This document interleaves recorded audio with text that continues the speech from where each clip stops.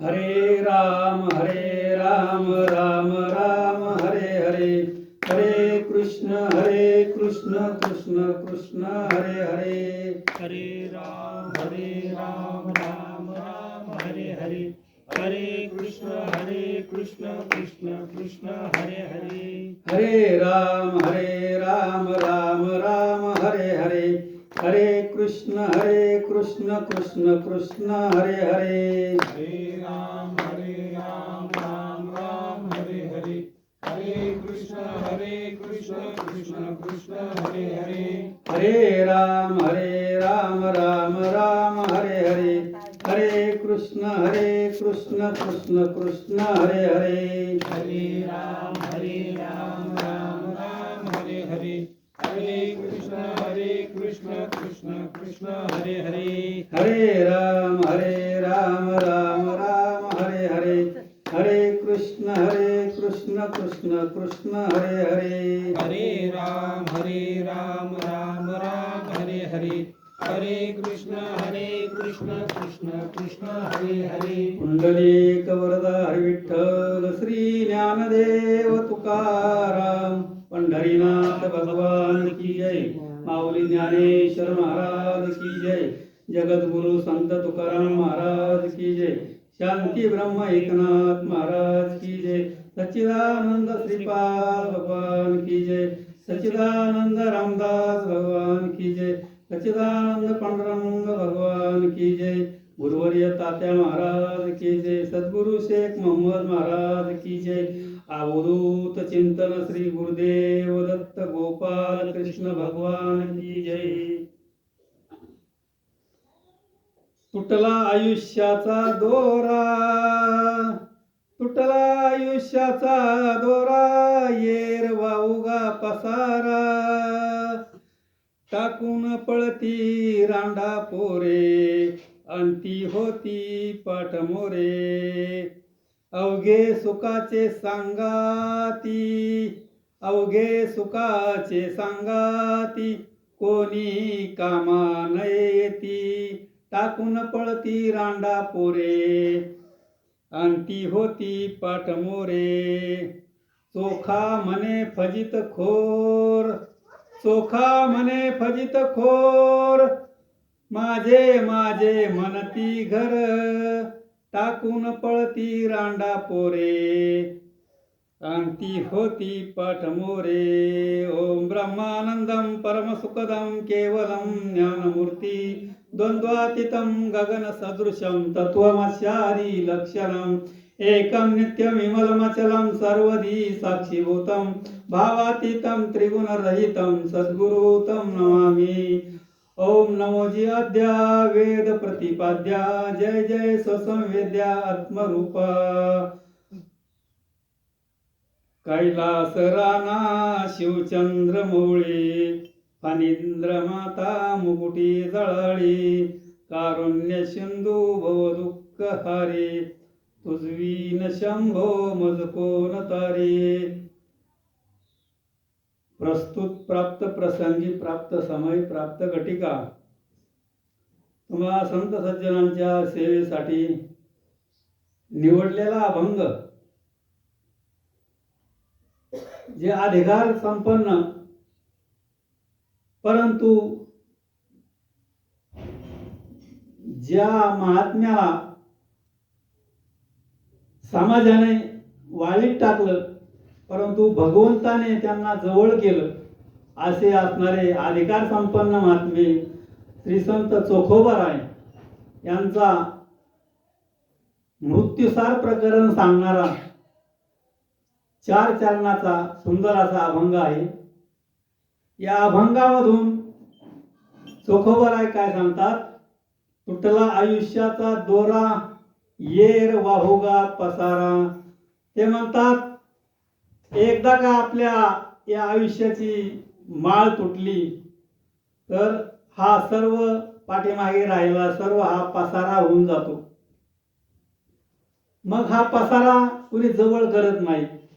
मग पुढे सांगतात टाकून पळती रांडा पोरे, जे आपल्या पाठीमागे असतात ते काय करतात, या पसाऱ्याला मागे टाकून देतात आणि मागे पाठ फिरवतात.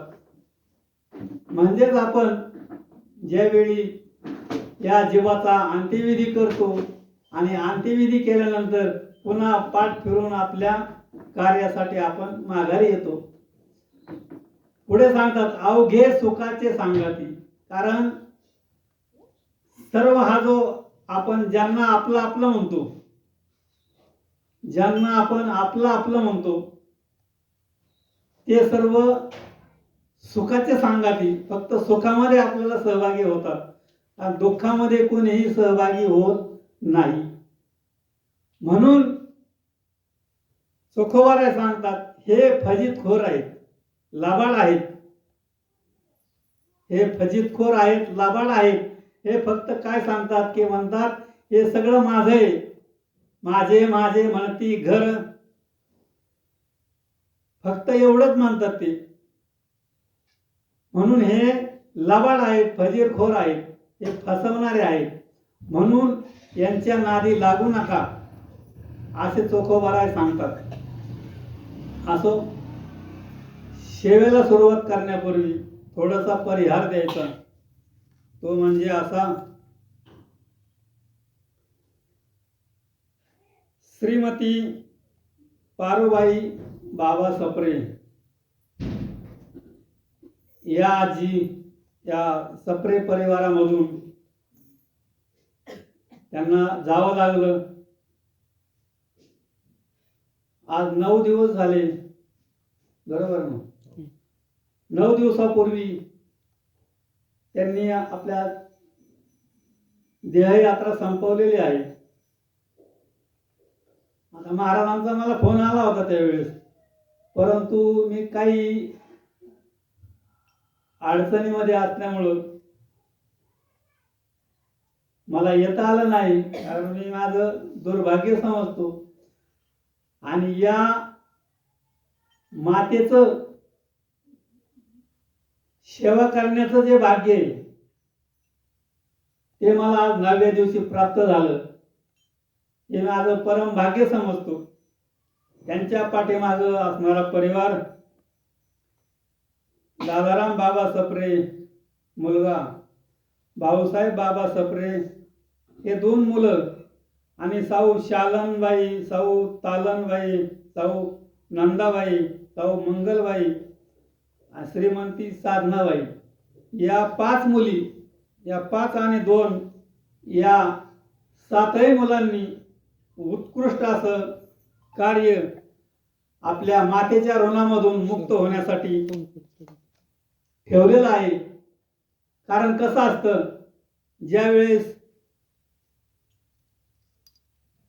आपल्या कुटुंबामधून एखादा व्यक्ती जातो, त्याचा अंत होतो, मग आपण त्या दिवसापासून 10 दिवस सूतक पाळतो.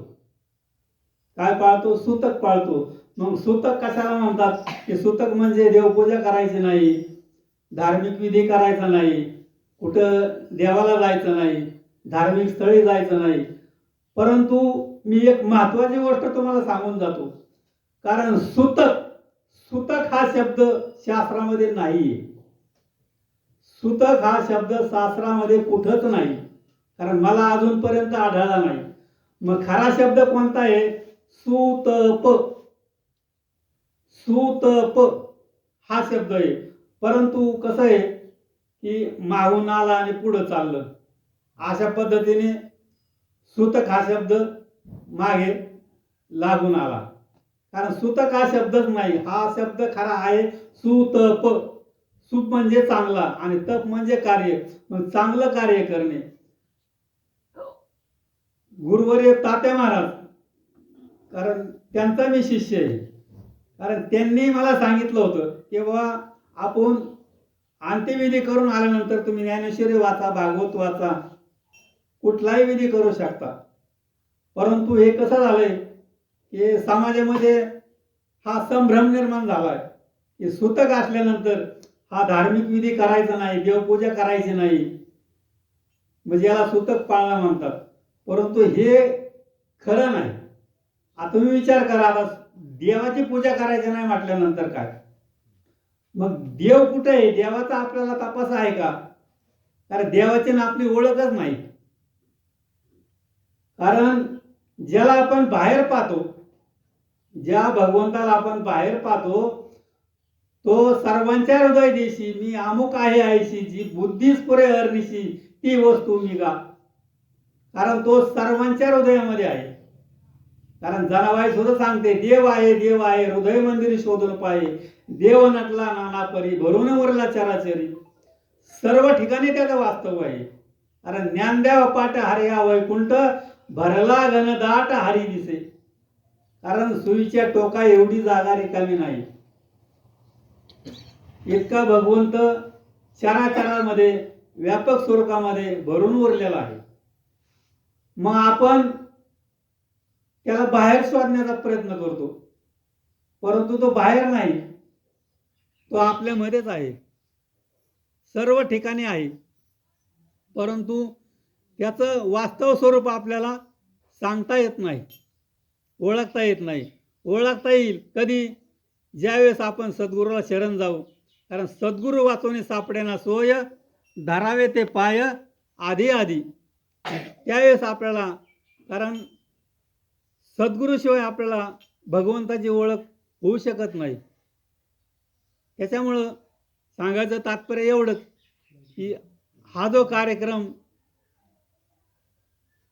सप्रे कुटुंबियांनी राबवलेला आहे, हा म्हणजे अगदी सुंदर आणि सुतप या न्यायाप्रमाणे.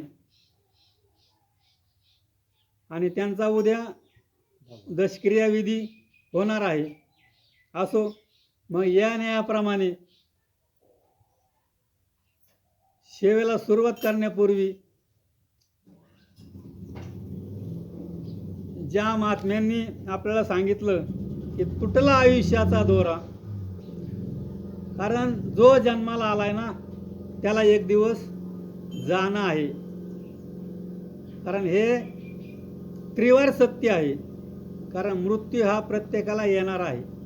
कारण आजपर्यंत या मृत्यूच्या योगामधून कोणीही वाचू शकलं नाही, कोणीही वाचू शकलं नाही. सर्व गेलेले आहेत. का सर्वांना जायचंय? कोण कोण गेलंय?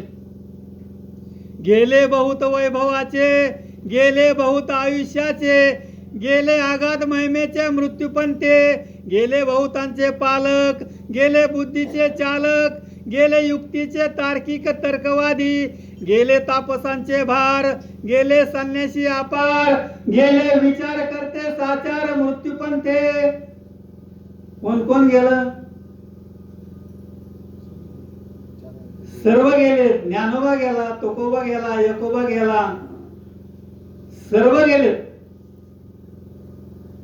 जे अवतारी देव पुरुष होते, ज्यांना आपण देव समान मानतो, देव मानतो, त्यांना सुद्धा देह सोडून जायचंय. मग आपण राहणार आहोत का? आपल्यालाही एक दिवस जाणंच आहे. कारण हा सोहळा आहे, हा खरा सोहळा आहे. कारण या देहाच्या गावा आलिया, जन्म मृत्यूच्या सोहळिया, ना म्हणू नये धनंजया जिया परी. कारण कोणीही माझा सोहळा होणार नाही असं कोणी सांगू शकत नाही. कारण जीवनामध्ये 3 सोहळे येतात, 3 सोहळे येतात. पहिला सोहळा आपल्या जन्माचा सोहळा, तोही सोहळाच आहे. आणि 2 नंबरचा सोहळा आहे तो लग्न सोहळा. कारण शास्त्राच्या नियमाप्रमाणे लग्न सोहळा. आता लग्न सोहळा कोणाचा होतो, कोणाचा होतही नाही, तो विषय गौण आहे. परंतु 2 जे सोहळे आहेत, जन्माचा आणि मृत्यूचा सोहळा, हे 2 सोहळे निश्चित होतातच आणि हे करावाच लागतात अलग लक्षामध्ये. म्हणून आपण एक दिवस हा देह सोडून आपल्याला हे जायचंय. परंतु जाण्या अगोदर आपण काय केलं पाहिजे? कारण गेल्यानंतर आपण सर्व काही करतो, परंतु अगोदर, कारण आपण आलो कशासाठी? आपल्याला जायचंय कुठं? आल्यानंतर आपल्याला करायचंय काय हे आपण शोधलं पाहिजे. आपल्याला माहित आहे का आपण कुठून आलो? आपल्याला फक्त एवढंच माहित आहे की आपण मातेच्या उदरामधून आलो. आणि आपला खरा प्रवास तुम्हाला सांगतो. खरा प्रवास एवढाच आहे. कोणता? मातेच्या उदरातून निघायचं आणि मातीच्या पोटात जायचं. मातेच्या पोटातून निघायचं आणि मातीच्या पोटात शिरायचं. एवढाच प्रवास आहे आपला. आलं का लक्षामध्ये? कारण प्रत्येकाचा आहे. मग आपण आल्यानंतर काय करायचं हे आपल्याला माहित नाही. आपण आलो कुठून हे मला आपल्याला माहित नाही. जायचंय कुठे हेही माहित नाही. कारण बोधला महाराज याच्यावर सांगतात सुंदर. आलासी कोठनिया जासी कवन्या ठाया. आलासी कोठनिया जासी कवन्या ठाया. घरदार नाही तुझे अवघी लटकीच माया. घरदार नाही तुझे अवघी लटकीच माया. सावध होई बापा काळ लागला मापा. प्रपंची गुंतू नको पाहे बुडतसे पापा. आपण कुठून आलो माहित नाही. जायचंय कुठं माहित नाही. करायचं काय माहित नाही. कशासाठी आलो हेही माहिती नाही. आहे का माहिती आपल्याला? परंतु आल्यानंतरच आपण काय करतो? हे माझं, ते माझं, ते माझं, ते माझं. याच्यामध्ये आपण या संसारामध्ये गुरफटून जातो. कारण आपण त्या भगवंताला विसरलेलो आहोत. भगवंताला विसरलेलो आहोत. कधी विसरलो? ज्यावेळी आपण मातेच्या गर्भामध्ये होतो. ज्यावेळी आपण मातेच्या गर्भामध्ये होतो. मग त्या गर्भामध्ये असताना भगवंताची आपण विनंती करत होतो. भगवंताला हात जोडून भगवंताचं भजन करत होतो. परंतु त्या ठिकाणी हा जीव उलटा होता. वटवाघुळीप्रमाणे.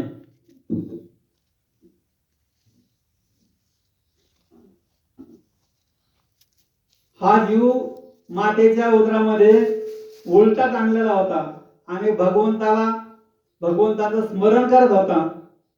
परंतु या मातेच्या गर्भामध्ये काय असतं हे सर्वांना माहित आहे.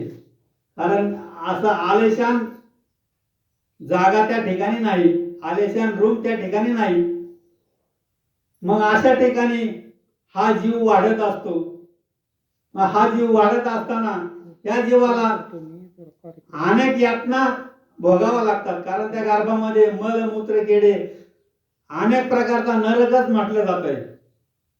कारण मातेचा गर्भ म्हणजे नरक. आलं लक्षामध्ये? आणि स्वर्ग म्हणजे पृथ्वी. कारण नरकवास आणि स्वर्गवास हे कुठेही वर नाही. आपण सहज म्हणतो स्वर्गात गेला, पण स्वर्ग वर नाही. वर काहीच नाही. वर फक्त आकाश आहे. आकाश म्हणजे काय? आकाश म्हणजे पोकळी. आकाश म्हणजे दिसतं ते आकाश नाही, त्याला पोकळी म्हटलेलं आहे. कारण आकाश कुठं नाही. आकाश सर्व ठिकाणी आहे. घाटाघाटामध्ये आकाश आहे. कारण आपण आता आकाशामध्येच आहोत. आपण आता आकाशामध्येच बसलेलो आहोत. फक्त याला काय केलंय? साईडने कंपाऊंड केलं म्हणून एक बंदिस्त घर झालं. परंतु आपण घराचा वापर करतो, या भिंतीचा वापर करतो का? नाही. पोकळीचा वापर करतो, आकाशाचा वापर करतो. म्हणजे हे खरं घर आहे. हे आकाश म्हणजेच घर आहे. मग याच्यामध्ये आपण वावरतो, याचा वापर करतो. परंतु आपण काय समजतो की वर आकाश आहे. वर आकाश नाही. सर्व ठिकाणी आकाश आहे. आकाश कुठं नाही. कुठं नाही, सर्व ठिकाणी आहे. कारण पै गगन जेवढे जैसे पवन ही गगनी तेवढाच असे. सहज हलविले या वेगळा दिसे एरवी गगन तेची तो. कारण वारा सुद्धा सर्व ठिकाणी आहे. परंतु आपल्याला दिसतो का? आपल्याला दिसत नाही. दिसतो कधी? ज्यावेळेस एखादं झाड हालतं त्यावेळेस आपल्याला समजतं की वारा सुटलाय. मग आकाश आपल्याला दिसतं का? आकाश दिसत नाही, परंतु आकाशाचाच वापर आपण आता सध्या करतोय. आपण आकाशामध्येच वावरतोय. मग त्याप्रमाणे भगवंताला कोणी पाहिलंय का? मग भगवंत नाही का? आहे ना, परंतु त्याचं वास्तव स्वरूप आपल्याला सांगता येत नाही. आणि ते जाणून घेण्यासाठीच आपला जन्म आहे. आपण कशासाठी आलो? त्याच्यासाठीच आलेलो आहोत, त्याला जाणून घेण्यासाठी. म्हणजे ज्यावेळेस आपण मातेच्या गर्भामध्ये होतो त्यावेळेस भगवंताशी एकरूप होतो, भगवंताचं भजन करत होतो. परंतु या गर्भामध्ये या जीवाला खूप त्रास सहन करावा लागला. म्हणून भगवंताला त्या जीवाने विनंती केली, हे भगवंता, मला या दुःखातून बाहेर काढ, या दुःखातून बाहेर काढ. भगवंत म्हटले, तू बरा आहे आतमध्ये, माझं भजन करतोय, माझ्याशी एकरूप आहे, माझ्याशी बोलतोय, मग तू बाहेर येऊन काय करणार आहेस? तू बाहेर येऊन काय करणार आहेस?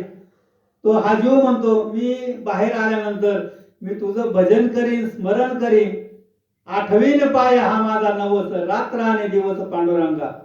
आणि कबीर महाराज सुद्धा सुंदर सांगतात, गर्भवास में वचन दियाता बजूंगा सिया राम, गर्भवास में वचन दियाता बजूंगा सिया राम, बाहर आकर खुद को भूल गया आत्माराम, बाहर आकर खुद को भूल गया आत्माराम. कारण बाहेर आल्यानंतर, कारण त्याने भगवंताला वचन दिलेलं आहे. म्हणजे त्याने म्हणजे आपण सर्वांनी, आपण सर्व मातेच्या गर्भामधून बाहेर आलेलो आहोत. आपण भगवंताला वचन दिलेलं आहे. काय वचन दिलेलं आहे? दिले गर्भात वचन तुझे करील भजन, हे वचन दिलेलं आहे आपण. मग त्यावेळेस भगवंताने आपल्याला लुटून दिलं, बाहेर गर्भामधून ढकलून दिलं. मग आपण बाहेर आलो. माऊली सांगतात, धरणी वायू लागता स्मरण विसरे तत्वता, आणि ओळखू लागे माता पिता कोहम कोहम रडे. म्हणजे ज्यावेळेस हा जीव बाहेर येतो, बाहेर आल्यानंतर विसरतो कधी माहितीये का? माहितीये का कधी विसरतो? ज्यावेळी त्या बाळाचा नाळ कापला जातो ना, नाळ कापला जातो. नाळ कापल्यानंतर, कारण पहिलं ज्यावेळेस नाळ असतो त्यावेळेस भगवंताचं स्मरण चालू असतं, त्याचा श्वासोच्छ्वास त्या नाळावाट चालू असतो. परंतु नाळ कापल्यानंतर त्याचा श्वासोच्छ्वास तिथून बंद होतो, आता इथून चालू होतो. मग नाळ कापल्यानंतर मग भगवंताचं आपल्याला विस्मरण होतं, भगवंताला आपण विसरून जातो, भगवंताचं भजनही विसरून जातो, सर्व काही विसरतो. आणि मग आपण बाहेर आल्यानंतर मग हे माझी आई, हे माझे वडील, हा माझा भाऊ, हे माझे नातेवाईक, हा माझा बंगला, ही माझी शेती, हे सर्व माझे नातेवाईक आणि मी त्यांचा, असं आपण या गुरफडून जातो या प्रपंचामध्ये. परंतु या संसारामध्ये गुरफडून जातो. आणि प्रत्येकाला आस आहे. कशाची आस आहे? प्रत्येकाला वाटतं, काय वाटतं? की मला सुख व्हावं, सुख असावं. कारण सुखासाठी जेवढी धडपड चालली ना, कशासाठी चालली? हे बांधलं कशासाठी? सुखासाठी, आहे का नाही? आपण शेती करतो कशासाठी? सुखासाठी. आपण व्यवसाय करतो कशासाठी? सुखासाठी. आपण नोकरी करतो कशासाठी? सुखासाठी. परंतु तुम्ही विचार करा की आपल्याला याच्यामध्ये सुख मिळालं का? सुख आहे का? जर याच्यापासून सुख मिळत नसतं तर मग या गोष्टी करायच्या कशासाठी? सुख जर मिळत नसेल तर आपण करायचं कशासाठी? सुखासाठीच करायचं ना, आहे का नाही? आता थोडक्यात तुम्हाला उदाहरण सांगतो, थोडक्यात आपलं रोजच्या जीवनातलं. आता आपण दररोज जेवण करतो, आपण दररोज जेवण करतो. जेवण कशासाठी करतो? कशासाठी करतो? गंमत म्हणून करतो का? नाही ना, गरज आहे. जेवण करण्याची गरज आहे. गरज आहे म्हणजे का गरज आहे? कारण हे दिलेलं भगवंताने साधन दिले आपल्याला. काय? हे शरीर साधन आहे. हे साधन दिलेलं आहे कशासाठी? की भगवंतापर्यंत जाण्यासाठी, भगवंत होण्यासाठी. कारण नामदेव महाराज सांगतात, नरदेह निदान लागले हाती, उत्तम सार उत्तम गती, जे देव होऊ म्हणती ते देवची होती, तरी कान चित्ती धरावे आ, लक्ष 84 न चुके पेरा. कारण नरदेह निदान लागले हाती, उत्तम सार उत्तम गती, जे देव होऊ म्हणती ते देवची होती, तरी काना चित्ती धरावे. कारण हा शरीर माध्यम आपल्याला दिलेलं आहे. कारण हे शरीर म्हणजे जंक्शन स्टेशन आहे. कसं आहे? Junction station. जंक्शन स्टेशन का म्हटलेलं आहे याला? कारण या ठिकाणावरून कुठेही जाता येतं. ज्याप्रमाणे आपल्या दौंड तालुक्यात मध्ये जंक्शन रेल्वे स्टेशन आहे ना, त्याला आपण जंक्शन म्हणतो. का? कारण त्या ठिकाणावरून आपल्याला महाराष्ट्रात कुठेही जाता येतं. महाराष्ट्रात नव्हे, भारतातही कुठेही जाता येतं त्या जंक्शन स्टेशनवर, म्हणून त्याला जंक्शन म्हटलंय. तसं हा मनुष्य देह सुद्धा जंक्शन स्टेशन आहे. कारण मनुष्य देहाला आल्यानंतरच आपल्याला डॉक्टर होता येतं, वकील होता येतं, प्रगतशील शेतकरी होता येतं, जज होता येतं, PSI होता येतं, चांगला व्यापारी होता येतं, सर्व काही होता येतं, देवही होता येतं. होता येतं का नाही? माऊली मानवी शरीरातच होते ना, देव झाले का नाही? अनेक साधू संत जे श्रीराम प्रभू ज्यांना आपण देव मानतो, भगवान श्रीकृष्ण, हेही मानवी देहातच होते ना, ते देव झाले ना. देव सुद्धा होता येतं, तरी कान चित्ती धरावे. मग आपण ते आपल्या चित्तामध्ये आपण साठवत नाही, आठवत नाही. आलं लक्षामध्ये? आणि दुसरी गोष्ट सांगतो, या शरीरामध्ये आल्यानंतरच दारुडे सुद्धा होता येतं बरं का. दरोडेखोर सुद्धा होता येतं. बैलाला कोणी दरोडेखोर म्हणतं का? नाही ना. कारण बैलाला कोणी दारोडे म्हणतं का? नाही ना. कारण पशु काय पाप पुण्य जाणती, उत्तम मध्यम भोग भोगीती, काही उपजताच मरती, बहिरे होती अंध पांगोळ मुखे. कारण पशु पक्ष्यांना हे ज्ञान नाही. पशु पक्ष्यांना हे ज्ञान नाही. पण ज्ञान कोणाला आहे? फक्त मनुष्य प्राण्याला आहे. आलं लक्षामध्ये? मग मनुष्य योनीला आल्यानंतर आपण काय केलं पाहिजे? कारण मनुष्याचे साधने सच्चिदानंद पदवी घेणे, एवढा अधिकार नारायणे कृपावलोकने दिलं असेल. कारण भगवंताने आपल्याला तयार केलंय ना, कशासाठी? तेवढ्यासाठीच की माझी ओळख व्हावी, माझं स्मरण व्हावं. अरे विसरलेलं पुन्हा स्मरण व्हावं. कारण ज्यावेळी तो मातेच्या गर्भातून बाहेर आल्यानंतर भगवंताला विसरला, आणि विसरल्यानंतर मग त्याच्याशी एकरूप व्हायचं. मग एकरूप होण्यासाठी आपल्याला कोणाला तरी शरण जावं लागतं. कारण आपल्याला जर एखादी गोष्ट माहीत नसत, आता विचार करा, आता आपण शेतकरी वर्ग आहे, आपण शेतकरी वर्ग आहे. मग शेतकरी वर्ग आहे, मग कांद्यामध्ये बी आहे का नाही?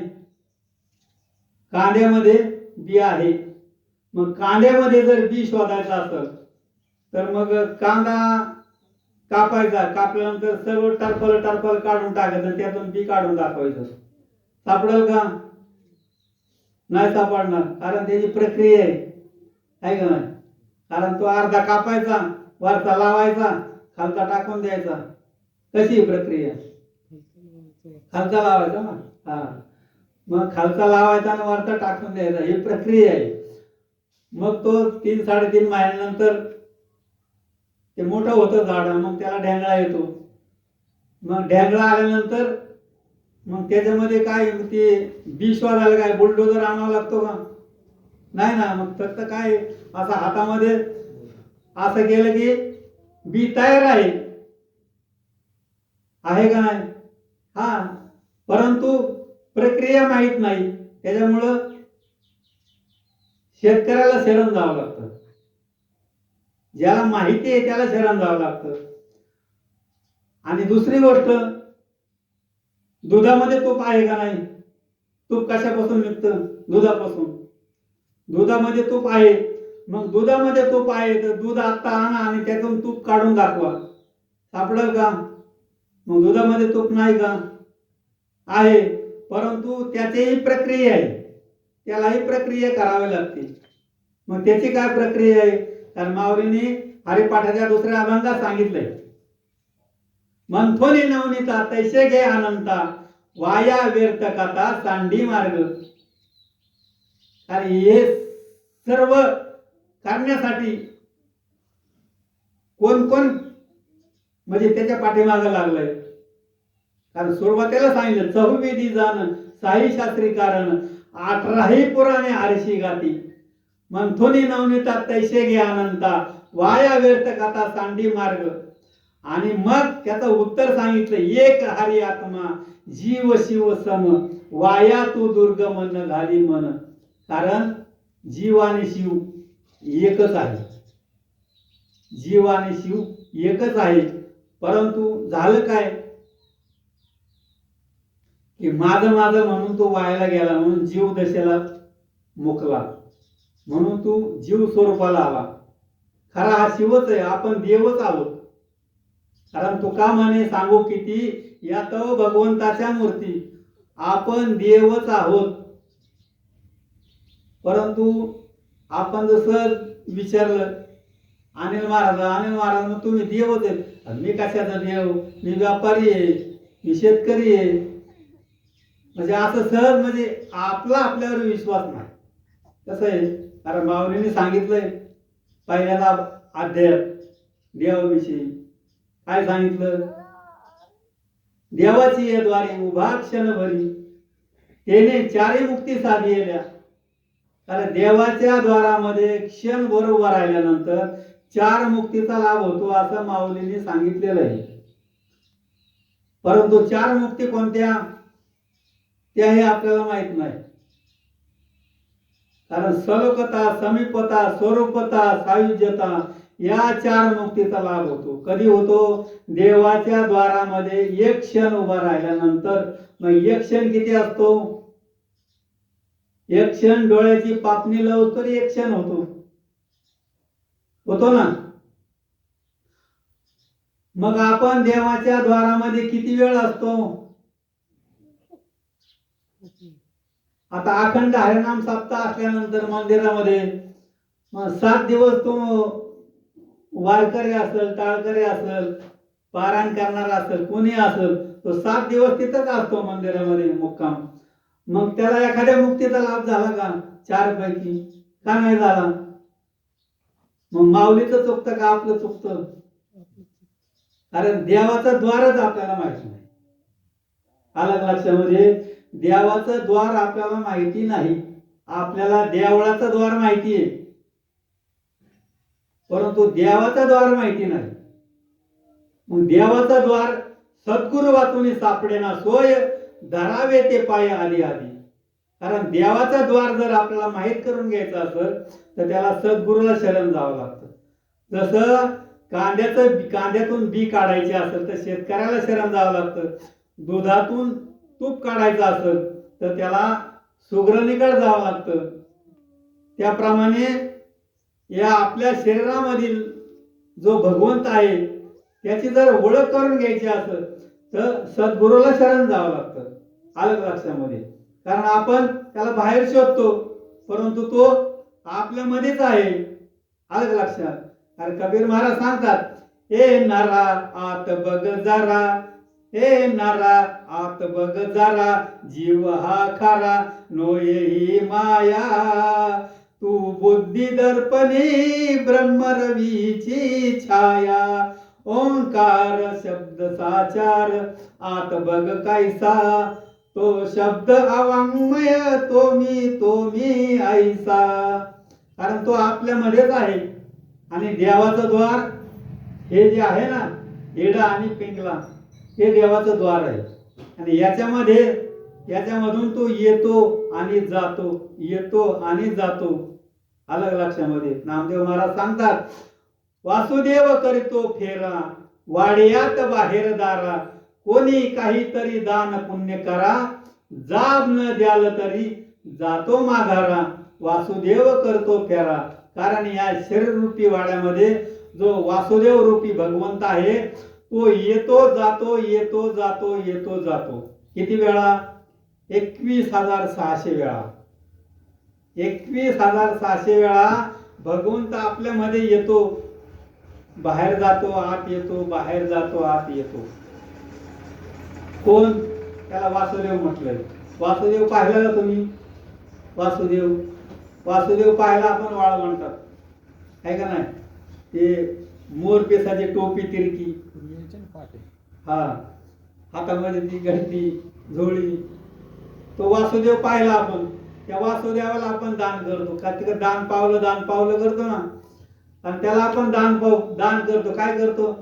जे आपल्याकडे समजा काय द्रव्य असेल, पैसा अडका असेल, वस्त्र दान करतो, अन्नदान करतो, अनेक प्रकारचं दान आहे त्या वासुदेवाला करण्यासाठी. परंतु त्या वासुदेवाला आपण दान करतो. परंतु हा जो वासुदेव आहे, हा खरा वासुदेव आहे. आपल्या शरीररूपी वाड्यामध्ये येतो जातो. हा वासुदेव आपल्या शरीररूपी वाड्यामध्ये 21,600 वेळा येतो जातो. विचार करा. तो अखंड आहे, त्याला खंड नाही. तो अखंड आहे, त्याला खंड नाही. आहे का खंड? नाही. कारण विचार करा, आता शेतकरी वर्ग आहे, 8 दिवस शेतामध्ये राबतो. जर त्या गावामध्ये समजा आज सोमवार आहे, आज बाजार असतो आपल्या गावचा, मग सोमवार दिवशी तो शेतकरी सुट्टी घेतो, 8 दिवस शेतामध्ये वापतो आणि सोमवारी सुट्टी घेतो. 1 दिवस, आठवड्यातून 1 दिवस सुट्टी असते. का? कारण आज शेतावर जायचं नाही, आपल्याला आज बाकीचा कारभार पाहायचा आहे. समजा शेतकरी वर्ग झाला, परंतु सर्व्हिसवाला एखादा शिक्षक असेल तर त्याला रविवारी सुट्टी असते. मग महिन्यातले 4 रविवार तो सुट्टी घेतो. इतर महिनाभर तो शाळेत जातो ड्युटीवर. मग हा वर्ग जसा सुट्टी घेतो, तसा हा जो वासुदेव आहे, हा वासुदेव आहे आपल्या शरीरामध्ये येतो जातो, येतो जातो. मग त्याला वाटत नाही का मी अखंड याच्यामध्ये येतोय जातोय, थोडी एक 10-5 मिनिटाची सुट्टी नको का त्याला? पाहिजे का नाही? पाहिजे ना. जर त्याने ठरवलं आता 2 मिनिटं मी आता आज जातच नाही, तर मग जमल का? नाही जमणार. कारण राम नाम सत्य आहे. कारण आतमध्ये आलेला वासुदेव तो जर बाहेर आला आणि बाहेर आलेला तो परत जर आत नाही गेला तर त्याचं संपलं. त्याला लगेच पाहुणे रावळे येणार, उचलून नेणार, आहे का नाही? म्हणजे अशी परिस्थिती आहे. परंतु मला सांगायचं तात्पर्य एवढंच काय की जोपर्यंत ही क्रिया चालू आहे ना, कोणची क्रिया?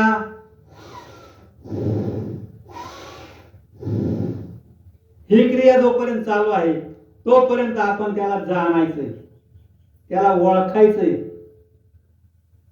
का ओळखायचंय? कारण एक दिवस आपल्याला जायचंय, एक दिवस आपल्याला जायचं आहे. टाइम सांगा बरं मला. एक दिवस आपल्याला जायचं आहे, म्हणून जाण्या अगोदर आपण त्याला ओळखायचंय. आलं लक्षामध्ये? कारण चोखा महाराज सांगतात, एकदा का आयुष्याचा द्वारा तुटला, एकदा का आयुष्याचा द्वारा तुटला तो कशानेही जोडता येत नाही. येतो का? बाकी तुमचे लोखंडाचा अवजार तुटू द्या, त्याला वेल्डिंग करता येईल. तुमचा कपडा फाटू द्या, त्यालाही शिवता येईल. अनेक प्रकार आहेत त्या व्यवहारामध्ये. प्लास्टिकचा एखादा वस्तू असू द्या, त्यालाही जोडता येईल.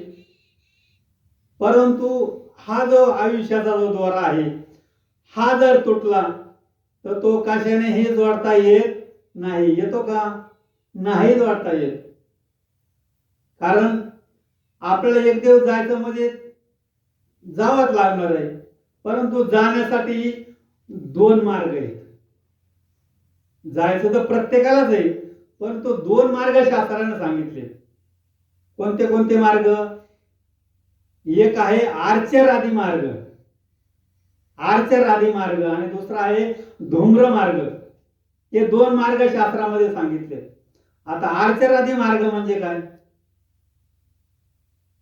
आर्चर आदी मार्ग म्हणजे देवा घरी जाणं, आणि धूम्र मार्ग म्हणजे यमा घरी जाणं. कारण दोनच आपल्याला न्यायला येतात. कारण आपण पाहुणे आहोत. आपण या ठिकाणी आलोत ना, आपण पाहुणे म्हणून आलोत. आपण म्हणजे पाहुणे म्हणून आलोत, परंतु इथंच अडकलोय. आपण कोणाचे पाहुणे येत? कोणाचे पाहुणे? कोणाचे? यमाचा पाहुणा प्राणी होय. आपण सर्व यमाचे पाहुणे आहोत. कारण आपल्याला एक दिवस न्यायला येणार आहे, तो न्यायला येणार आहे. परंतु आपण ठरवायचंय. काय ठरवायचंय?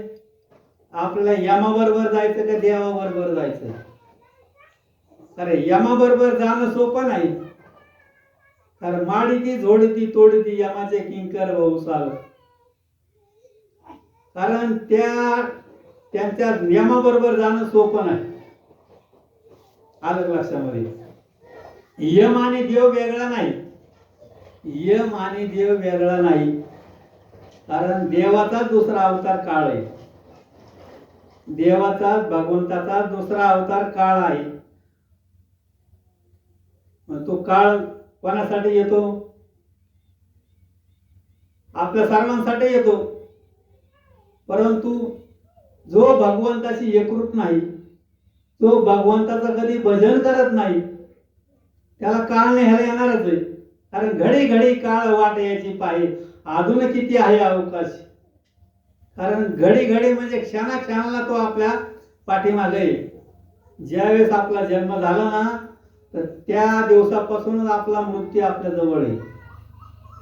इतका जवळ आहे की तो आपल्याला चिटकू नाही, तो सोडू शकत नाही. परंतु आपण आहे ना, त्याला विसरलो. आपण मृत्यूला विसरलो, देवालाही विसरलो. कारण आपल्याला एक दिवस जायचंय हे आपण विसरून गेलोय खऱ्या अर्थाने. कारण आपल्याला जन्म आपल्याला सांगता येईल, परंतु आपल्याला कधी जायचं हे आपल्याला सांगता येईल का? नाही ना सांगता येणार. तर क्षणभंगुर नाही भरवसा, फारे सावध तोडा माया आशा. काही न चले मग गळा पडेल फासा, पुढे हुशार थोर आहे ओळसागा. मग काय करा? राम राम स्मरा आधी. म्हणून भगवंताला भजायचंय, भगवंताची भक्ती करायची. कशासाठी? की आपला कशासाठी करायचं? की यादसाठी केला होता अट्टहास, आणि शेवटचा दिवस गोड व्हावा. अरे शेवटचा दिवस गोड कशाने होतो? दशक्रिया विधीला बराच समाज आला. कारण पंचपक्वान्नाचं जेवण घातलं म्हणजे दिवस गोड होतो का? नाही ना. त्याला दिवस गोड म्हटलेलं नाही. की तुम्ही आयुष्यभर काय केलं, तुम्ही आयुष्यभर काय केलं याच्यावर तुमचं गणित आहे. कारण वर सुद्धा चित्रगुप्ताने सर्व लिखाण करून ठेवलेलं आहे. आपली कॅसेट वरती तयार आहे. जशी कॅसेट आता तयार आहे ना, तशी वरती सुद्धा आपली कॅसेट तयार आहे. आणि शेवटी आपल्याला ती कॅसेट पाहायला मिळणार आहे. त्याचा समजा एखादा 12वीचा विद्यार्थी असतो, 12वीचा विद्यार्थी असतो, आणि तो असं ठरवतो की मी आता वर्षभर शाळेत जाणार नाही, शाळेचं तोंड पाहणार नाही, मी डायरेक्ट परीक्षेला जाऊन परीक्षा देणार, मग तो उत्तीर्ण होईल का? नाही होणार. कारण अभ्यासच केला नाही, कधी शाळेचं तोंड पाहिलं नाही, पुस्तक उघडलं नाही, मग तो पास कसा होईल? होणार नाही. तसं हे सुद्धा आपल्याला हे आयुष्य म्हणजे आपलं एक वर्ष आहे. या आयुष्यामध्ये आपण काय काय केलं, जर आपण भगवंताचं भजनच नाही केलं तर शेवटी आपल्याला ते आठवण का? कारण आपल्यालाही परीक्षा द्यायची ना. आपला अंतकाळ म्हणजे आपली परीक्षा आहे. मग त्या परीक्षेमध्ये उत्तीर्ण होण्यासाठी आपल्याला काय करावं लागेल? सुरुवातीपासून, आहे का नाही? म्हणून नामदेव महाराजांनी आपल्याला सावध केले. साधू संत सावध करतात. काय सावध करतात? उठा जागे वारे आता, स्मरण करा पंढरीनाथा, भावे चरणी ठेवा माता, चुकवी व्यथा जन्माच्या, धनदारा पुत्र जन, बंधू सोय रे पिशून, सर्व मिथ्या हे जाणून, शरण रिघा देवासी. काय सांगितलं? धनदारा पुत्र जन, बंधू सोयी रे पिशून, सर्व मिथ्या हे जाणून, आणि शरण रेघा देवाशी. काय सांगितलंय? धन. धन म्हणजे जे ऐश्वर कमवलंय आपण, ते ऐश्वर काय असेल ते तुमचं. परत दारा. दारा म्हणजे पत्नी, पुत्र, बंधू. धन दारा पुत्र जन, बंधू सोयरे पिशून, सर्व नातेवाईक. काय सांगितलं? पिशून. पिशून म्हणजे हे सर्व खोट आहे, सर्व खोटे आहेत, हे खोटं मानायला सांगितलंय. समजा आपण जर समजा आपल्या पत्नीला म्हटलंय तो खोटी आहे, तर आपल्याला संध्याकाळी जेवायला मिळेल का? नाही ना. हे व्यवहार आहे. परंतु सांगतांचं प्रमाण काय आहे? हे सर्व मिथ्या हे जाणून.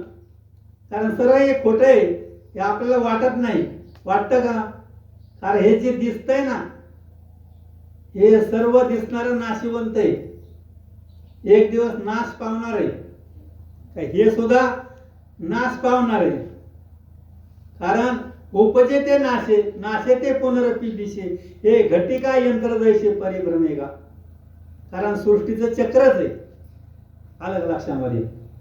कारण जे दिसतं ना ते सगळं नाशवंत आहे. कारण जे दिसतंय त्यालाच आपण माझं म्हणतो.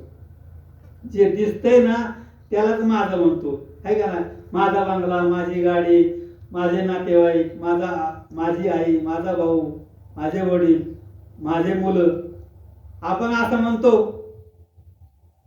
परंतु आपण कधी म्हणलंय का देव माझा? असं म्हणलंय कधी आपण? माझा देव म्हटलंय का? नाही ना. तुकाराम महाराज म्हणतात. तुकाराम महाराज साधू सांगतानाच म्हणावं देव माझा. देव माझा माझा माझा, देव माझा माझा माझा, देव माझा माझा मी देवाचा. कारण सांगतानाच सांगावं, सांगतानाच म्हणावं की देव माझा आणि मी देवाचा. आपण का म्हणत नाही?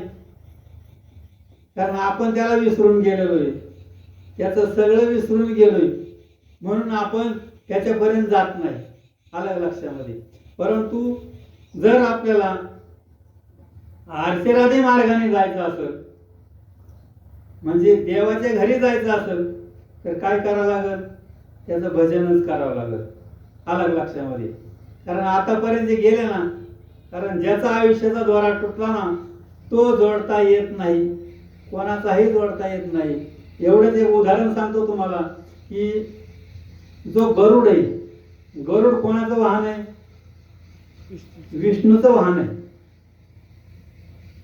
ज्यांना आपण देव मानतो, ब्रह्म विष्णू आणि महेश, म्हणजे विष्णूचं महान गरुड आहे वाहन. मग गरुडाच्या पाठीवर भगवंताने बसावं आणि जिथं जायचं असेल तिथं जावं. म्हणजे गरुड हे विष्णूचं वाहन आहे. परंतु एक दिवस काय झालं, स्वर्गामध्ये मीटिंग भरली देवादिकांची. मीटिंग भरल्यानंतर त्या ठिकाणी सर्व देवदेवता जमा झाली. सर्व देवदेवतांना पाचारण्यात आलं आणि मग हा गरुडही निघाला. गरुड म्हटला मलाही जावं लागल, मलाही जावं लागल. मग आता त्याची बिचारी गरुडाची आई, त्याची आई थोडी थकली होती. मग ती म्हटली आता तू निघाला, मग आता मग माझ्याकडे कोण पाहिजे, माझ्याकडे लक्ष देईल कोण, मला पाणी कोण देईल. मग तू मलाही मग तुझ्या बरोबर घेऊन जा, मलाही तुझ्या बरोबर घेऊन जा. असं म्हटल्यानंतर तो गरुड म्हटला अरे तू थकलेली आहे आता, आई तू कशाला येते बरोबर, तू येऊ नको, इथंच थांब. नाही म्हटली, मी इथं थांबल्यानंतर माझ्याकडे लक्ष कोण जाईल, कारण मी आता थकलेली आहे, मला उठवतही नाही. बरं म्हणलं चालेल, घेऊन जातो तुला. मग यमाने गरुडाने काय केलं, त्याच्या आईला पाठीवर घेतलं. पाठीवर घेतल्यानंतर तो निघाला.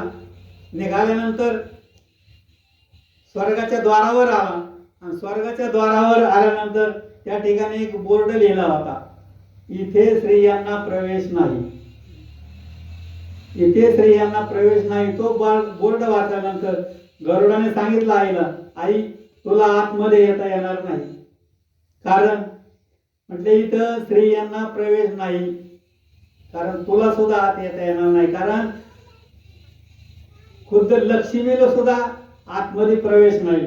मग तू कशी काय येणार, त्यामुळे तुला सुद्धा बाहेरच थांबावं लागेल, मला एकट्याला आत जावं लागेल. अरे म्हणती तू गरुड, तू विष्णूचं वाहन आहे, देवाचं वाहन आहे, सर्व सत्ता ज्याच्या हातामध्ये, सर्व सत्ता ज्याच्या हातामध्ये त्याचं तू वाहन आहे आणि मी तुझी आई आहे, मग मला कोण नाकारेल. नाही म्हणतो, परंतु हे जे नियमात आहे त्या नियमाच्या पुढे जाता येणार नाही, तुला सुद्धा बाहेर थांबावं लागेल. मग त्याने काय केलं, गरुडाने त्याच्या आईला एका बाबळीच्या झाडाच्या खोडाला बसवलं, सावलीला बसवलं आणि बसवल्यानंतर हा गरुड आतमध्ये निघून गेला. आतमध्ये निघून गेल्यानंतर मग सर्व जे पाठीमागे राहिले असतील ते यायचे, आत जायचे. मग तेवढ्यामध्ये यमाची स्वारी सुद्धा आली, यमाची स्वारी आली. आता यमाचं वाहन काय, यमाचं वाहन रेडा, यमाचं वाहन रेडा. मग यमराज रेड्यावर बसून आले आणि रेड्यावर बसून आल्यानंतर मग आता तो रेडा काय आत नेता येत नाही सभेत. मग तो रेडा काय केला, यमदेवाने, ही म्हातारी बसली होती का गरुडाची आई, त्या खोडाला तो रेडा बांधला आणि बांधल्यानंतर सहज त्या गरुडाच्या आईकडे पाहिलं आणि हसला. गरुडाच्या आईकडे पाहिलं आणि हसला आणि निघून गेला आतमध्ये सभेत. आता सभेत निघून गेल्यानंतर त्याच्या आईला शंका निर्माण झाली, कारण हा काळा कुट्ट माणूस माझ्याकडे बघून कस काय हसला आणि आत निघून गेला. ती घाबरायला लागली. मग तिने त्या दरवाज्यावरचे जे द्वारपाल आहेत का त्यांना हाक मारली आणि त्यांना निरोप दिला की आतमध्ये तुम्ही जा आणि अमुक अमुक ठिकाणी माझा मुलगा बसलेला आहे गरुड, त्याला येऊन सांगा की तुला तुझ्या आईने बोलवलंय ताबडतोब. असं म्हटल्याबरोबर ते द्वारपाल गेले आणि गरुडाला निरोप दिला. निरोप दिल्यानंतर गरुड बाहेर आला. बाहेर आल्यानंतर आईपाशी आला आणि आईला विचारलं, काय झालं आई, अचानक तू मला ताबडतोब बोलवलं. अरे म्हटलं बरं झालं तू आला, कारण आत्ता एवढ्यामध्ये माझ्याकडं एक काळा कुट्ट माणूस आला आणि तो माझ्याकडे बघून हसला, म्हणून मला त्याची भीती वाटते. तो कोण आहे, तो म्हणला मग काळा कुट्ट म्हटल्यानंतर यमच असत, कारण म्हणला यम आलता का तुझ्याकडं, हो म्हणले यमच आला होता. मग तो माझ्याकडे पाहून हसला, मला त्याची भीती वाटते. मग माझं काय खरं नाही म्हटले आता, कारण मला तो न्यायलाच आला असेल, मला जावं लागल. मग तू असं कर, तू मला इथून कुठंतरी लांब नेऊन ठेव, की ज्या ठिकाणी तो येणार नाही. मग कुठं नेऊन ठेवायचं म्हणले, मला हिमालयाच्या पायथ्याशी एक गुंफा आहे, त्या गुंफेमध्ये मला नेऊन ठेव. मग त्या गरुडाने काय केलं, त्या आईला पाठीवर घातलं आणि एका भरारीमध्ये काही क्षणामध्ये त्या हिमालयाच्या पायथ्याशी गेला आणि त्या गोळीमध्ये आईला नेऊन ठेवलं आणि पुन्हा येऊन सभेमध्ये सामील झाला.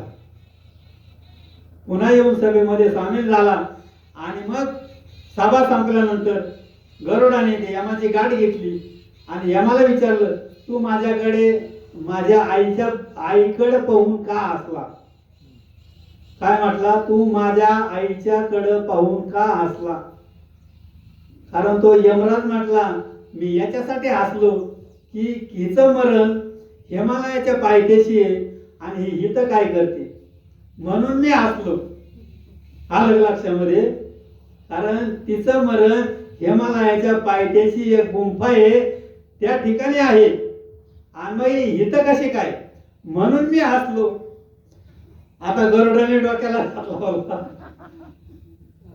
गरुडाने डोक्याला हात लावला. कारण गरुडाचा दुसरा भाऊ एक अरुण म्हणून, तो सूर्यरथ चालवतो. सूर्यरथ चालवतो, त्याचं नाव अरुण आहे. ते दोघं भाऊ एकत्र आले आणि म्हटले, आता मी विष्णूचं वाहन आहे, तू सूर्यदेवाचा रथ चालवतो, आपण दोघांनाही विनंती करू. मग त्या दोघांनी महाविष्णूपाशी गेले आणि त्यांना विनंती केली. काय विनंती केली? अहो म्हणले, आयुष्यभर मी तुमच्याकडे राबतो, तुमचं वाहन तुम्हाला कुठेही घेऊन जातो. मग या आयुष्यभर तुम्हाला मी काही मागितलं नाही. मागितलं का? काहीच मागितलं नाही. मग फक्त आमची मागणी एवढीच आहे की आमची आई आम्हाला परत द्या. काय सांगितलं? आमची आई आम्हाला परत द्या, एवढंच मागणं आहे. मग भगवंत म्हटले, आता हे कसं शक्य आहे? कारण ज्यावेळी त्रेतायुगामध्ये मी होतो, श्रीराम प्रभूच्या अवतारामध्ये, त्यावेळेस दशरथ राजा मी नसताना त्यांना देह सोडावा लागला. मग त्यांना मला वाचवता आलं नसतं का? दशरथ राजाला मला वाचवता आलं नसतं का? वाचवता आलं असतं ना देवाला. परंतु एकदा आयुष्याचा द्वारा तुटल्यानंतर कोणालाही जोडता येत नाही. झालं काय? कारण एकदा आयुष्याचा द्वारा तुटल्यानंतर कोणालाही जोडता येत नाही. आलं लक्षामध्ये? म्हणून बघलं, हे चोखा महाराज सांगतात, तुटला आयुष्याचा द्वारा येर वावगा पसारा, टाकून पळती रांडा पोरे, अंती होती पाठ मोरे. कारण आपलं कोणीच नाही बरं का, आपलं कोणीच नाही. आपल्याला वाटतं की आपले, परंतु हा मायाजाळ आहे. काय? हा मायाजाळ आहे. त्या मायाजाळामुळं आपण या मायाजाळामध्ये गुंततो. आलं लक्षामध्ये? तर तुकाराम महाराज एका अभंगामध्ये सांगतात, नको नको मना गुंतू मायाजाळ, काळ आला जवळे ग्रासावाया, काळाचे हे उडी पडेल बा जेव्हा, सोडविना तेव्हा माय बाप, सोडविना बंधू पाठीची बहीण, शेजाची कामीन दूर राहे, सोडविना राजा देशीचा चौधरी, अनेक सोयरी भरी भरी. कारण तुम्हाला कोणीही सोडवीत नाही. आलं लक्षामध्ये? सर्व आपल्याला घेऊन जाणार आहे स्मशानापर्यंत. तर स्मशानामधून आपल्याला एकट्यालाच जायचंय, एकट्यालाच जायचंय आणि बाकी सर्व माघारी येणार आहेत. आलं लक्षामध्ये? कारण आपलं कोणीच नाही. आलं लक्षामध्ये? परंतु आपण ज्याला म्हणतो ना माझं आहे, ते सुद्धा आपलं कोणी नाही. आलं लक्षामध्ये? त्यामुळं आपल्याला काय आहे, फक्त आपलं कोण आहे? एकच आहे. कारण तुकाराम महाराजांनी शेवटच्या चरणात सांगितलं या अभंगात, तुका म्हणे तुझं सोडविना कोणी, एका चक्र पाणी वाचून या. कारण त्याच्याशिवाय आपली सुटका नाही. आलं लक्षामध्ये? कारण आपण त्याला जे विसरलो ना लहानपणी गर्भामध्ये, त्याचंच फरक आपल्याला स्मरण करायचंय. त्याला आता आठवायचंय, कारण त्याच्याशिवाय आपल्याला सुटका नाही, त्याच्याशिवाय आपली सुटका नाही. आलं लक्षामध्ये. कारण या थोडक्यात सांगायचं म्हणजे या मातेने सुद्धा भरपूर असं पुण्य कमवलेलं आहे. कारण बाबा आबू सप्रे यांनी पंढरपूरची वारी केलेली आहे. कारण भजनी मंडळामध्ये सुद्धा ते पाहतात, चांगलं सुंदर गायन वादन सुंदर होतं. कारण आम्ही लहान असताना आम्हाला थोडा अनुभव आलेला आहे त्यांचा, कारण फोटो पाहिल्यानंतर माझ्या लक्षात आलं, म्हणून मी तुम्हाला म्हटलं मला फोटो आहे का त्यांचा पाहिला. कारण आम्ही लहान होतो त्या टायमाला, तरी सुद्धा आम्ही त्यांना पाहिलेलं आहे. कारण सुंदर असं गायन असायचं, पेटी वाजवायची, सुंदर असा त्यांचा स्वभाव होता. आणि यामधून उतराई होण्यासाठी, कारण मात्या पित्याच्या ऋणामधून आपण उतराई होऊ शकत नाही, काही केलं तरी उतराई होऊ शकत नाही. कारण मातेने आपल्यासाठी काय केलं नाही, काय केलं नाही, आपण त्यांना आठवलं पाहिजे. कसं आठवलं पाहिजे, कारण मातेने काय काय केलं हे मी सांगतो तुम्हाला. हांबरुनी वासराले चाटते जावा गाय, तवा मला तिच्यामध्ये दिसती माझी माय, ओ दिसती माझी माय. हांबरुनी वासराले चाटते जावा गाय, तेव्हा मला तिच्यामध्ये दिसती माझी माय, ओ दिसती माझी माय. काट्या कुट्या जायला जाय माय राणी, वा पायात नसे वाहन तिच्या फिरे आणवणी. इचू काट्याले भीतीचे मानित नसे पाय, तवा मला तिच्यामध्ये दिसती माझी माय, ओ दिसती माझी माय. कारण हे गीत खूप मोठं आहे, कारण आपल्याला वेळही तेवढा नाही. आला लक्षामध्ये. कारण आईचे उपकार आणि वडिलाचे उपकार आपण कधीही कशानेही फेडू शकत नाही. आलं लक्षामध्ये. कारण त्यांनी एवढे आपल्यावर उपकार केलेले आहेत. आलं लक्षामध्ये. परंतु समजा मिळाला वेळ आपल्याला परत नंतर कधी सेवा करण्याचा योग आला तर तुम्हाला तीही सांगून जाईल. कारण खूप सुंदर आहे, खूप सुंदर लिहिलेलं आहे भगवंत या साधू संतांनी. खूप सुंदर वर्णन केलेलं आहे. आईचं वर्णन केलेलं आहे, वडिलाचं वर्णन केलेलं आहे आणि भगवंताचंही वर्णन केलेलं आहे. आलं लक्षामध्ये. कारण ज्यांना आपण माऊली म्हणतो, माऊली म्हणजे ज्ञानेश्वर माऊली भगवंत मानतो, त्या भगवंताने या जगासाठी काय केलं, या मराठीच्या नगरी ब्रह्मविद्येचा सुकाळ करी, देणे घेणे सुखाची वरी होऊ दे या जगा. कारण ह्या जगाला सुख मिळावं म्हणून ज्ञानेश्वरी तयार केली. आलं लक्षामध्ये. मग ज्यावेळी या 4 भावंडांचा जन्म झाला, निवृत्ती, ज्ञानदेव, सोपान, मुक्ताबाई, या 4 भावंडाचा जन्म झाला. परंतु यांना वाळीत टाकण्यात आलं. का? कारण संन्यासाची कार्टे म्हणून समाजानं वाळीत टाकलं. परंतु त्यांनी शुद्धीपत्र मिळवण्यासाठी पैठणला शास्त्र सभा भरवली आणि सभा भरवल्यानंतर मग त्यांना या ब्राह्मणांना विचारलं की बुवा आम्हाला समजा जरी समजा न्याय नाही मिळाला तरी आमच्या मुलांना न्याय मिळू द्या. आमच्या मुलांना न्याय मिळवण्यासाठी, ते सुखी होण्यासाठी तुम्ही सांगताल ती शिक्षा भोगायला आम्ही तयार आहोत, असं त्यांच्या वडिलांनी सांगितलं. विठ्ठलपंत आणि रुक्मिणी. मग त्यांना सांगितलं तुम्ही शिक्षा भोगणार, हो आम्ही शिक्षा भोगणार, परंतु आमच्या मुलांना न्याय मिळू द्या, त्यांना सुख समाधानानं जगू द्या. मग त्यांना एकच सांगितलं, तुम्हाला एकच शिक्षा आहे, तुम्हाला देहांत प्रायश्चित्त घ्यावं लागेल. मग इंद्रायणीच्या काठामध्ये त्यांनी देहांत प्रायश्चित्त घेतलं. कशासाठी? आपल्या मुलांना सुख लागावं म्हणून.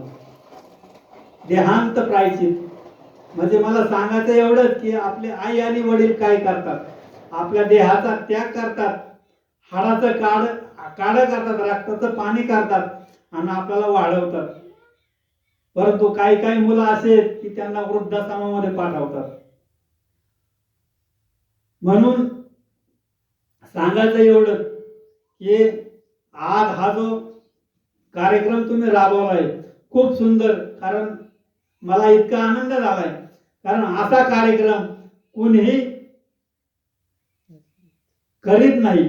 कारण माता पित्यांचे जे संस्कार असतात ना, ते संस्कार आज पाहायला मिळाले. कारण खऱ्या अर्थाने तुम्ही जर हा जो कार्यक्रम उपक्रम राबवला आहे, कारण हे एक श्राद्ध आहे. काय आहे? श्राद्ध आहे. कारण श्राद्ध नैमित्तिक श्राद्ध, त्रैमासिक श्राद्ध, 6 मासिक श्राद्ध आणि शेवटचं वर्ष श्राद्ध हे तर समजा होणारच आहे. परंतु तुम्ही हे नैमित्तिक श्राद्धामध्ये सुरुवात केली, हे अतिउत्तम. कारण त्यांना स्वर्ग प्राप्त होणारच, याच्यामध्ये शंकाच राहणार नाही. आलं लक्षामध्ये? म्हणून हा जो कार्यक्रम आपण सर्व मुलांनी राबवला, याबद्दल तुमचंच मी ऋणी आहे. कारण खूप सुंदर नियोजन आहे. कारण मला आणि महाराजांनी सुरुवातीला बोलवलं होतं, परंतु यांच्या मार्फत तुम्हाला नंबर सापडला. कारण त्यांनी सांगितल्यामुळं मलाही तुमचं सेवा करण्याचं, ह्या मातेचं सेवा करण्याचं भाग्य प्राप्त झालं. मी माझं परम भाग्य समजतो. कारण अशी सेवा कुठेही मिळत नाही. आलं लक्षामध्ये? म्हणून मी तुमचा ऋणी आहे. आणि एवढं बोलून मी या सद्गुरु चरणी, या माते चरणी माझी सेवा समर्पित करतो आणि या ठिकाणी थांबतो. पुंडलिक वरदा हरी विठ्ठल, श्री ज्ञानदेव तुकाराम, पंढरीनाथ भगवान की जय, माऊली ज्ञानेश्वर महाराज की जय, सर्व संतन की जय. आता विश्वात्मके देवे, येणे वाग्यज्ञ तोषावे, तोषोनी मज द्यावे पसाय दान हे, जे काळांची व्यंकटी सांडो, तया सत्कर्मी रती वाढो, भूता परस्परे पडो मैत्र देवांचे, दुरितांचे तिमिर जावो, विश्व स्वधर्म सूर्य पाहो, जो जे वांचिल तो ते लाहो, प्राणी जात वर्षत सकळ मंगळी, ईश्वर निष्ठांची मांदी आळी, आनवर्त भूमंडळी भेटो तया होता, त्याला कल्पतरूचे अरव, चेतना चिंतामणीचे गाव, बोलतेचे अर्णव पियुषांचे, चंद्रविजय लांछन, मार्तंडचे तापहीने, हे सर्वाही सदा सज्जन स्वयने होतू, किंबहुना सर्व सुखी पूर्ण होली तिही लोकी, भजजो आदे पुरुषी अखंडित, आणि ग्रंथो पूजिये विशेष लोकी दृष्टादृष्टे विजय व्हावेची, एत म्हणे श्री विशेष राहो, हा होईल दान पसावो, येणेवरी ज्ञान देवो सुख्या झाला, येणेवरी ज्ञान देवो सुख्या झाला, येणेवरी ज्ञान देवो सुख्या झाला. हरि ओम शांती शांती. सदा सर्वदा योग तुझा घडावा, तुझे कारणी देह माझा पडावा, उपेक्षू नको गुणवंता अनंता, रघुनायका मागणे हीच आता, जय जय रघुवीर